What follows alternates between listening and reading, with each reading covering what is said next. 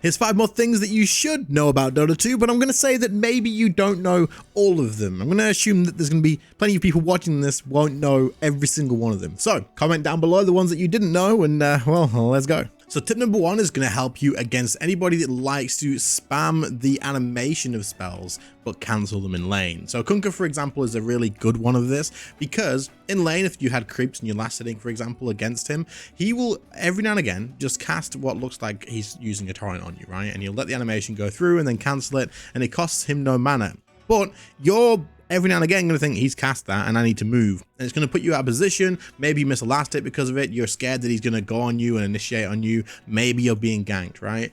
But you can actually know if he's done this or not by having a magic stick or a magic wand with you, because if he casts this and it cancels it, you're not going to get a charge for the magic stick. However, if he actually does cast this and it goes through, you're going to get a charge. So you're like, okay, I see the charge, I need to move. I know that he's actually cast it this time. If you have a magic stick or a magic wand with you, you don't actually have to worry about this, because I mean, you see that the charge doesn't go up and you're like, ah, you didn't even cast it, whatever. The second you see that number change, that's when you can react. So this is definitely something that could be super useful and interesting to know about if someone's going to fake some abilities like this that may like get you out of position and whatnot. And so if you are someone who has a magic stick or a reason to have it, then you can take advantage of this by checking it as well. Next up, we're going to talk about cast ranges. Now, as you know, if you are someone who doesn't quick cast, you can actually see the range of an ability by pressing down the actual ability keybind for it, and then looking for this circle here. Now, this is the actual cast range of this and indicates how far your ability can reach. However, some abilities in the game, many abilities in fact, actually reach just after this, or quite a bit further in fact. So for example, if we look here, we have a Kunkka who is going to be our person who's unfortunately going to get bullied in this video. That's fine though, don't worry about it. We can actually reach the Kunkka with our power shot, even though it's going to end here. So it says that this is the range of power shot, but if we cast it here and we let it charge up, you're going to see that it does in fact still hit Kunkka. So all the way back here, even though the range indicator is here, once you're familiar with the hero, you will be able to know that I can actually still reach that Kunkka from here, or I can hit that creep wave or anything like that. If you're trying to get a last hit and you're just not quite in range, you can still hit this. So your range on this is actually still bigger than what it indicates. Still worth knowing about. Now the same goes for people like Lion and Nyx with their stuns as well. If you ground target this, which you have to with Nyx anyway, you can reach a little bit further. Nyx isn't as impressive as Lion's, as you can still reach Kunkka from this distance. But Lion's here, if you want to target it, you have to be all the way over there. But if you ground target this with Lion, you're going to be able to hit him from all the way back here. That's like almost double. It's not quite, but like almost double the range from targeting it on the ground. We can still hit him. Obviously, this is more difficult, and with Lion, a little bonus one here is with Lion is if you actually Q click, no matter what happens, it will always hit. You can never miss as long as you're in range for it. But the extra range that you get from like ground clicking this with Lion is insane. It's so much more. So obviously, if you have a hero that you think this could actually apply to, check it out and see, and then keep being familiar with that sort of hero that can do it, because it can get you extra last hits, it can get you a kill secure, it can also get kill secure guys, not a kill steal, but it can also just be super useful in many situations. For those of you that are new around here, if you haven't clicked that subscribe button, this channel is growing pretty quick and I appreciate all the support. It helps out a ton, but most of you guys watching all the videos aren't actually subscribed, so do give that subscribe button a click. I would appreciate it so damn much. But other than that, let's get back to the video. Moving on, we're going to talk about the observer wards and the observer wards that are then stacked with the sentry wards. This is because there's a little bit of a typo, I believe. Maybe this used to be how it is, but right now it's not how it works, so it's worth knowing about. If you look at the stacked observer wards and sentry wards together, it's going to say that the observer vision range is 1200 units, right? Now, for those of you that may be thinking, wait a minute, that seems less than what an observer ward should give you, right? 1200. So if you look at Nyx here, he has an observer, and this one says it's going to give vision of 1600 radius. So why is it less if you stack it together? Well, this is just a typo. It doesn't actually do that anymore, or if it ever did anyway, it may not have done, but I can prove to you right now that it doesn't make a difference. However, it does look like it when you're going to place it. For example, we're going to place down this observer ward here, and you can see the green circle showing the outline of where the actual range is going to reach. So we're going to put this slightly into the fog here. We're going to put it just over here, and you can see it did give that full actual vision over here. However, if we do the same with this observer ward and we put it on top, you can see that the green circle is way inside the other one. So we put it directly on the top, but the green circle is so many more units inside. But if you look closely, you can see that the blue outline where the green circle doesn't quite match still shows the actual vision that you're going to get.